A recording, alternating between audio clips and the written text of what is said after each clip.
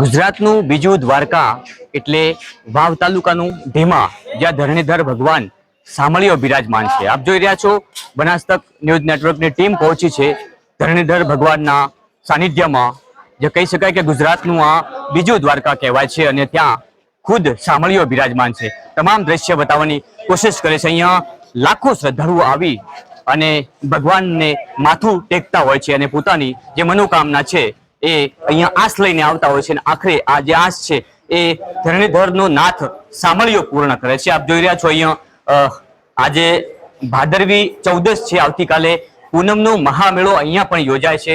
લાખો શ્રદ્ધાળુઓ પદપાળા યાત્રા કરીને અહીંયા પહોંચતા હોય છે। તમામ દ્રશ્યો તમને બતાવીશ કે મારી ટીમ અત્યારે પહોંચી છે ગુજરાતના બીજા દ્વારકા, કહી શકાય કે આ ગુજરાતનું બીજું દ્વારકા છે અને અહીંયા ખુદ દ્વારકાધીશ બિરાજમાન છે, સામળીઓ ભગવાન બિરાજમાન છે।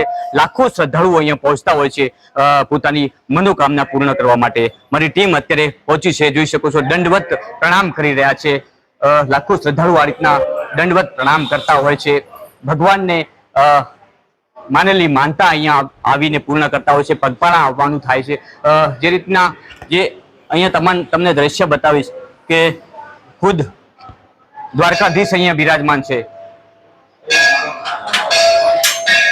અને લાખો શ્રદ્ધાળુઓ અહીંયા પોતાની મનોકામના પૂર્ણ કરવા માટે જ્યારે પહોંચતા હોય છે ત્યારે આજે અમારી બનાસ તક ન્યૂઝ નેટવર્કની ટીમ સરહદી વિસ્તારના વાવ તાલુકાના ઢીમા ધરણીધર ખાતે પહોંચી છે અને અહીંયા ખુદ શામળાજી એટલે કહી શકાય કે દ્વારકાધીશ બિરાજમાન છે, જેના દર્શન કરવા માટે લાખોની જનમેદની અહીંયા પૂનમના દિવસે ઉમટતી હોય છે। એમાં આપ જોઈ રહ્યા છો ખુદ શામળાજીના દર્શન બનાસ તક ન્યૂઝ નેટવર્કના માધ્યમથી તમને કરાવી રહ્યો છું અને અહીંયા હાલમાં લાખો શ્રદ્ધાળુઓ પગપાળા યાત્રા લઈને અહીંયા પહોંચતા હોય છે। આજે 14 છે અને ભાદરવી પૂનમનો અહીંયા પણ એક મહામેળો યોજાય છે, અનેક શ્રદ્ધાળુઓ અહીંયા પહોંચતા હોય છે। મારી સાથે પૂજારીજી, શું નામ છે આપનું?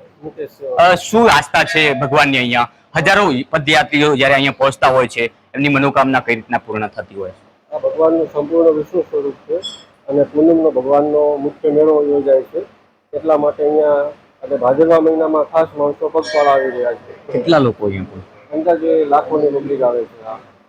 લાખોની જનમેદની અહીંયા ઉમટતી હોય છે અને એ ત્યારે જ ભગવાન ખુદ દ્વારકાધીશ એમના સપના સાકાર કરતા હોય છે, એમની માનેલી માનતા, એમની કરેલી બાધા પૂર્ણ થતી હોય છે ત્યારે લાખોની સંખ્યામાં અહીંયા શ્રદ્ધાળુઓ પહોંચતા હોય છે અને એમની મનોકામના પણ ભગવાન ખુદ દ્વારકાધીશ પૂર્ણ કરતા હોય છે। ખાસ કરીને આજે ભાદરવી 14ની સાંજે અનેક લોકો પગપાળા પહોંચતા હોય છે, રાત્રિ પણ અહીંયા મોટી સંખ્યામાં યાત્રાળુઓ પહોંચતા હોય છે। આવતીકાલે જ્યારે પૂનમ છે અને પૂનમના મહામેળાનું અહીંયા આયોજન થાય છે, બારે મોટા મોટા સ્ટોલ લાગે છે, મોટા કેમ્પ લાગે છે, જે લોકો સેવા કરવા માંગતા હોય છે તેમના માટે। મેં વારંવાર કહ્યું છે ગુજરાતીઓ સેવામાં જ્યારે અવ્વલ નંબરે આવતા હોય છે ત્યારે આ સેવાનો મોકો કરવાનું ક્યારેય ગુજરાતીઓ ચૂકતા નહીં। અહીંયા હજારો શ્રદ્ધાળુઓ લાખોની સંખ્યામાં અહીંયા પહોંચતા હોય છે અને પોતાની મનોકામના પૂર્ણ કરવા માટે ભગવાન દ્વારકાધીશના ચરણોમાં પોતાનું શીશ ઝુકાવીને એમની આસ્થા જે છે એ લઈને અહીં પહોંચતા હોય છે અને તમામ આસ્થા, તમામ જે આશ હોય છે ખુદ દ્વારકાધીશ એમની પૂર્ણ કરતા હોય છે ને ત્યારે જ આ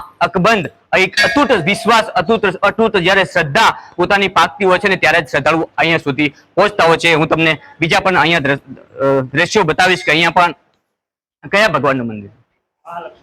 મહાલક્ષ્મી ખુદ સાક્ષાત અહીંયા બિરાજમાન છે, સામળિયાની બાજુમાં બહાર નાગદેવતા બિરાજમાન છે। અહીંયા એક ઐતિહાસિક ધરોહરની વાત કરવામાં આવે તો આ ધરણીધર ઢીમા એટલે ગુજરાતનું ઐતિહાસિક સરહદી વિસ્તારનું સૌથી મોટું યાત્રાધામ અને પવિત્ર ધામ છે। અહીંયા લાખોની શ્રદ્ધામાં મેં તમને પાછળનો દ્રશ્ય બતાવીશ અને આખું મંદિર બતાવવાની કોશિશ કરીશ કે જે પ્રકારે લાખોની જનમેદની અહીંયા ઉમટતી હોય છે।